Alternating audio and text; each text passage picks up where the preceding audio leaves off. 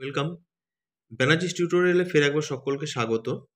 সামনেই মাধ্যমিক 2024। সেই কারণে আজকে আমরা মাধ্যমিক 2024-এর ভৌত বিজ্ঞান এবং পরিবেশ পরিচয় বিষয়ের কিছু গুরুত্বপূর্ণ প্রশ্ন, যেগুলো প্রায় প্রত্যেক বছরই আসে, সেই প্রশ্নগুলো নিয়ে এবং গুরুত্বপূর্ণ তথ্যগুলো নিয়ে আলোচনা করব। তার জন্য তোমাদের কি করতে হবে, যে কোনো একটা ক্লাস 10-এর যে কোনো একটা ভালো টেক্সট বই নিতে হবে এবং যে বিষয়গুলো বলছি, যে প্রশ্নগুলো বলছি, সেই প্রশ্নগুলোকে তোমরা দাগিয়ে নেবে। মোটামুটি আশা করছি এই প্রশ্নগুলোর ভেতর থেকেই তোমরা প্রায় 50% থেকে 60% প্রশ্ন কমন পাবে। তো চলো আমরা দেখে নিই চ্যাপ্টার ওয়াইজ কোন কোন প্রশ্নগুলো এবছরের পরীক্ষার্থীদের জন্য গুরুত্বপূর্ণ। আমি দশম শ্রেণীর একটি স্ট্যান্ডার্ড বই নিয়ে নিয়েছি, সেই বই ধরে আমি তোমাদের বলে দিচ্ছি। যেমন প্রথম চ্যাপ্টার পরিবেশের জন্য ভাবনা, এই অধ্যায়ের ফার্স্ট যে চ্যাপ্টারটা আছে সেইখানে ট্রপোস্ফিয়ারের এই জায়গাগুলো, এই যে ক্ষুব্ধমণ্ডল বা পরিবর্তনশীল স্তর বলে একে, আচ্ছা স্ট্র্যাটোস্ফিয়ারকে বলে শান্তমণ্ডল, এই দুটো জায়গা একটুখানি দেখে রাখবে। এরপর থার্মোস্ফিয়ারের এই জায়গাটা, থার্মোস্ফিয়ারের বেতার তরঙ্গ প্রতিফলিত হয়ে পৃথিবীতে ফিরে আসে, তাই আমরা রেডিও শুনতে পাই। মেরু অঞ্চলে এই স্তরে মেরুজ্যোতি দেখা যায়, এই জায়গাটা একটুখানি চোখ বুলিয়ে রাখবে। এরপর ম্যাগনেটোস্ফিয়ারে এইখানে এই যে ভ্যান অ্যালেন বিকিরণ বলয় দেখা যায়, এই জায়গাটা একটুখানি চোখ বুলিয়ে রাখবে।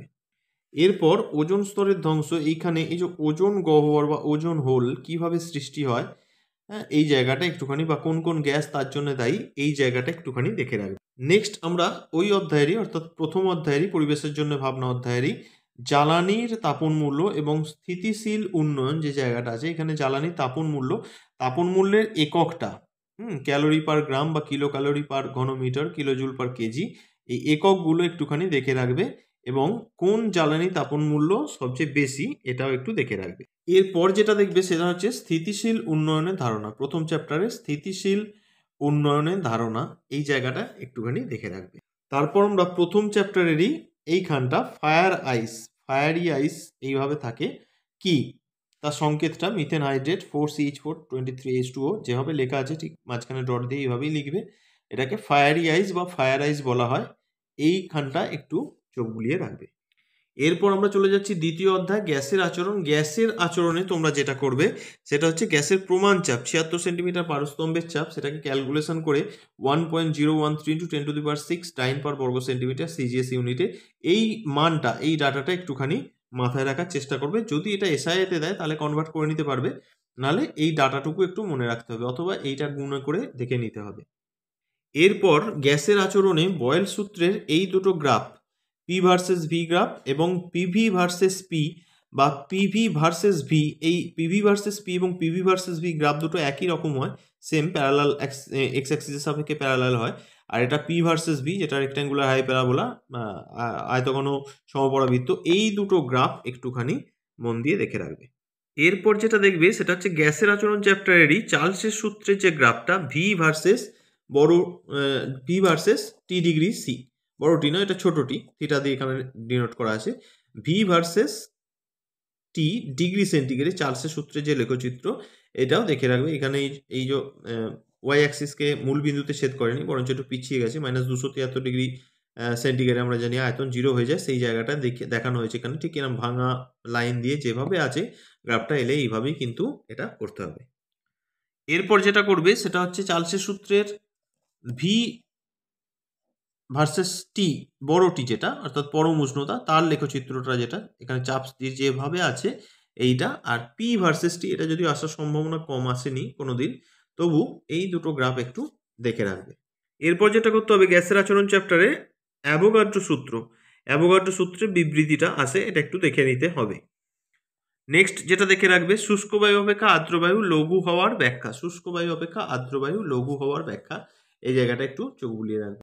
নেক্সট যেটা করতে হবে সেটা হচ্ছে আর সার্বজনীন গ্যাস ধ্রুবকের মান, সেইটা এসআই পদ্ধতিতে মানটা এবং এককটা, এখানে জুল পার মোল পার কেলভিন, এই মানটা এবং এর এককটা, আবারও বলছি ক্যাপিটাল আর সার্বজনীন গ্যাস ধ্রুবকের মানটা, এসআই পদ্ধতিতে মানটা এবং এককটা একটু দেখে রাখবে।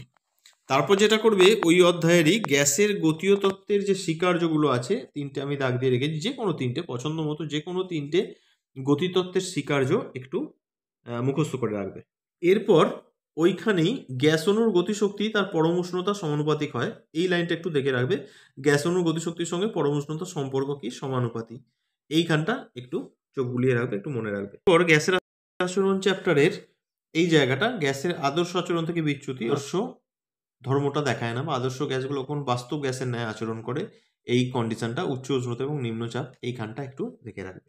এরপর তাপের ঘটনাসমূহ এই অধ্যায়ের এই জায়গাটা গ্যাসের 3টি আয়তন গুণাঙ্কের মধ্যে সম্পর্ক, দৈর্ঘ্য প্রসারণ গুণাঙ্ক, ক্ষেত্র প্রসারণ গুণাঙ্ক এবং আয়তন প্রসারণ গুণাঙ্কের মধ্যে যে সম্পর্কটা alpha equal to beta by 2 equal to gamma by 3, সম্পর্কটাও দেয়, অথবা কোনো একটা প্রসারণ গুণাঙ্ক এরকম যেমন দেওয়া আছে, পিতলের দৈর্ঘ্য প্রসারণ গুণাঙ্ক দেওয়া রইলো, তার থেকে বললো পিতলের গামাটা অর্থাৎ আয়তন প্রসারণ গুণাঙ্কটা কত বা বিটাটা বের করো, সেক্ষেত্রে কিন্তু এই সম্পর্কটা খুব ইম্পর্টেন্ট, এইটা একটু চোখ বুলিয়ে রাখো।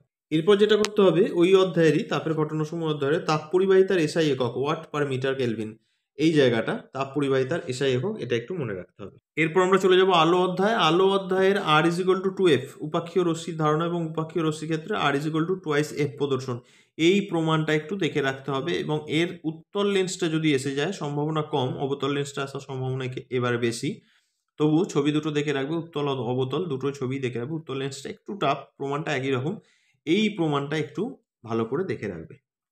নেক্সট হচ্ছে প্রতিসরণের সূত্রাবলী, বিশেষ করে দ্বিতীয় সূত্রটা যেটা আমরা স্নেলস ল বা স্নেলের সূত্র বলে জানি, এই জায়গাটা একটু, এটা ছোট ছোট অঙ্কও দিতে পারে, হ্যাঁ, mu is equal to sine i by sine r, এই জায়গাটা একটু দেখে রাখবে।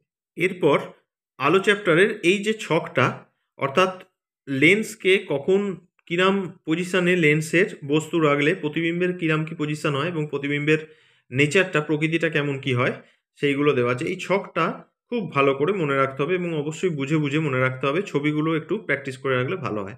6টা কন্ডিশন আছে, কখন কি কন্ডিশন, এটা শর্ট কোশ্চেন আসতে পারে বা শূন্যস্থান পূরণ আসতে পারে বা বাম ডান মেলানোতেও আসতে পারে, এই ছকটা খুব ভালোভাবে মনে রাখতে হবে। তার সঙ্গে যেটা করতে হবে, বিবর্ধক কাঁচ হিসেবে উত্তল লেন্সের ব্যবহার ছবি সমেত, এইখানটাও একটুখানি দেখে রাখতে হবে স্পেশালভাবে।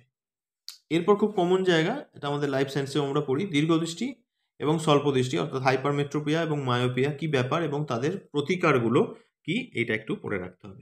এরপর যেটা দেখতে হবে সেটা হচ্ছে আলোর বিক্ষেপণ কাকে বলে এবং আই এর সঙ্গে ল্যামডা অর্থাৎ আলোর তীব্রতার সঙ্গে তরঙ্গদৈর্ঘ্যের যে সম্পর্কটা, ল্যামডা টু দি পাওয়ার 4 এর সঙ্গে আইটা হচ্ছে প্রপোর্শনাল, এই জায়গাটা একটুখানি চোখ বুলিয়ে রাখতে হবে। এরপর আমরা যাবো চলতড়িৎ অধ্যায়। চলতড়িৎ অধ্যায়ে প্রথম আমাদের যেটা ইম্পর্টেন্ট সেটা হচ্ছে আধানের মাত্রা আইটি এইখানটা, এবং 1 কুলম্ব এবং সমান কত ইএসইউ বা কুলম্ব এবং ইউএসইউ এর যে সম্পর্ক, সেই জায়গাটা একটুখানি দেখে রাখতে হবে। তারপর আমরা চলে যাব তড়িৎ বিভবের মাত্রা, ঠিক আছে, ভোল্টেজ তড়িৎ বিভব তার মাত্রাটা, সেইটা কিভাবে বের করা হয় বা মাত্রাটা একটুখানি মুখস্থ করে রাখতে হবে। এরপর আমাদের যেটা করতে হবে, কোনো কোষের তড়িৎচালক বল 1.5 ভোল্ট বলতে কি বোঝায়, এই জায়গাটা একটু মনে রাখতে হবে, একদম পাই টু পাই যেমনভাবে লেখা আছে এইখানটা একটু মনে রাখতে হবে, মন গড়া কথা লিখলে হবে না, এটা খুব ইম্পর্টেন্ট। এর সঙ্গে আমরা যেটা দেখবো সেটা হচ্ছে তড়িৎচালক বল এবং বিভব প্রভেদের মধ্যে পার্থক্য, খুব কমন একটা কোশ্চেন, আমরা মিস করে আসি, এইটা ভালো করে দেখে রাখবে, তড়িৎচালক বল এবং বিভব প্রভেদের মধ্যে পার্থক্য। তারপর যেটা করবে, ওহমস লয়ের যে গ্রাফটা বা আইভি যে গ্রাফটা, এই গ্রাফটা দেখে রাখতে হবে, আইভি গ্রাফ বা ওহমস লয়ের যে গ্রাফ পরিবাহীর ক্ষেত্রে, এই গ্রাফটা কিন্তু দেখে রাখতে হবে। আমাদের চলতড়িৎ চ্যাপ্টারে যেটা দেখতে হবে সেটা হচ্ছে রোধাঙ্কের একক, সিজিএস এবং এসআই দুটোতেই রোধাঙ্কের একক, রোধাঙ্ক মানেই হচ্ছে আপেক্ষিক রোধ, আর পরিবাহিতাঙ্কটা কি জিনিস সেইটাও আমাদের একটু, পরিবাহিতাঙ্কের একক, এটা আমাদের একটু দেখে রাখতে হবে।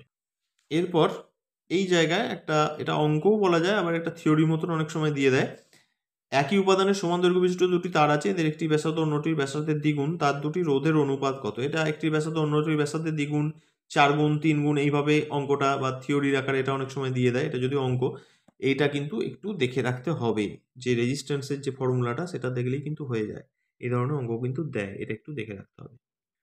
এরপর হচ্ছে এই জায়গাটা, দুটি তারকুণ্ডলী রোধ 3 ওহম 6 ওহম, এদেরকে শ্রেণী সমবায় সমান্তরাল সমবায় যুক্ত করলে প্রতি ক্ষেত্রে তুল্য রোধ কত হবে, এই ধরনের অঙ্ক এবারে আসার প্রবল সম্ভাবনা, খুব ছোট্ট অঙ্ক কিন্তু একটু দেখে না গেলেই মিস হয়ে যেতে পারে, এই টাইপের অঙ্ক একটু দেখে রাখবে। এরপর চলতড়িৎ চ্যাপ্টারে যেটা খুব ইম্পর্টেন্ট এবছরের জন্য সেটা হচ্ছে বৈদ্যুতিক ফিউজের উপাদান কোনটা কত পরিমাণে থাকে এবং ফিউজ তারের বৈশিষ্ট্য, এই দুটো জায়গা এখানটা একটু দেখে রাখবে। তারপর আমরা 34 চ্যাপ্টারের ইম্পর্টেন্ট জায়গা যেটা দেখব সেটা হচ্ছে বিওটি ইউনিট বা কেডাব্লিউএইচ ইউনিট কাকে বলে এবং বিওটি ইউনিটের সঙ্গে জুলের যে সম্পর্কটা, এই জায়গাটা 1 বিওটি সমান হচ্ছে কত জুল, এখানটাও কিন্তু আসে, এখানটা একটুখানি চোখ বুলিয়ে রাখতে হবে। এরপর আরও দুটো কমন কোশ্চেন যেটা প্রায় পড়ে, সিএফএল এবং এলইডি পুরো নাম, বানানগুলো ঠিকঠাক করে ইংলিশে না পারলে বাংলাতে লিখে এলেও হবে, এই দুটো নাম একটুখানি ফুল ফর্ম মনে রাখতে হবে। এরপর যেটা এবছরের জন্য ইম্পর্টেন্ট সেটা হচ্ছে অ্যাম্পিয়ারের সন্তরণ নিয়ম, ছবির প্রয়োজন নেই, শুধুমাত্র সন্তরণ নিয়মটা। তারপর আমাদের যেটা করতে হবে, বাল্যচক্রের ঘূর্ণন কি কি বিষয়ের উপর নির্ভর করে, কখন বাড়ে, কখন কমে, কখন একই থাকে, 4-5টা পয়েন্ট আছে, এইখানটা একটু দেখে রাখতে হবে, বাল্যচক্রের ঘূর্ণন কি কি বিষয়ের উপর নির্ভর করে। এরপর যেটা দেখতে হবে সেটা হচ্ছে ডিসি অপেক্ষা এসির সুবিধাগুলো কি কি, ডিসি অপেক্ষা এসির যে সুবিধা এই জায়গাটা একটু দেখে রাখতে হবে। এরপর আমাদের করতে হবে বিভিন্ন যে ইলেকট্রিক ওয়্যারিংয়ের তারগুলো, সেই তারগুলোর ইন্টারন্যাশনাল যে কালারগুলো, সেই কালারগুলো আমাদের একটু চোখ বুলিয়ে রাখতে হবে। লাইভ তার কীরকম, আমাদের নিউট্রাল তার কীরকম, আর্থিং তার কীরকম, এই কালারগুলো একটুখানি চোখ বুলিয়ে রাখতে হবে। আজকে চলতরিত অবধি চ্যাপ্টারের ইম্পর্টেন্ট কোশ্চেনগুলো নিয়ে আলোচনা করলাম। চ্যানেলটা দেখতে থাকো, ভালো লাগলে সাবস্ক্রাইব করো, বন্ধুদের সঙ্গে বেশি বেশি করে শেয়ার করো। পরবর্তী ভিডিওতে আমি অতি অবশ্যই যে চ্যাপ্টারগুলো বাকি রইলো তার থেকে কিছু গুরুত্বপূর্ণ প্রশ্ন যেগুলো এবছরের মাধ্যমিকে আসার মতন, সেইগুলো নিয়ে আমরা ভিডিও করে দেবো। ধন্যবাদ, ভালো থেকো, সুস্থ থেকো।